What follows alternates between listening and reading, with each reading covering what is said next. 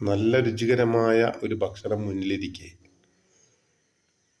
മറ്റെന്തെങ്കിലും ഒരു വീഡിയോ നമ്മുടെ മുൻപിൽ തുറന്നു വെച്ച് അതിൽ ശ്രദ്ധിക്കുമ്പോൾ ആ രുചികരമായ ഭക്ഷണത്തിൻ്റെ ടേസ്റ്റ് നമ്മൾക്ക് അറിയാൻ പറ്റാത്തതുപോലെ നിസ്കാരത്തിൽ മറ്റെന്തെങ്കിലും ചിന്ത കടന്നു വന്നാൽ ആ നിസ്കാരത്തിൻ്റെ രുചിയും അതിൻ്റെ മാധുര്യവും നമുക്ക് ആസ്വദിക്കാൻ കഴിയില്ല.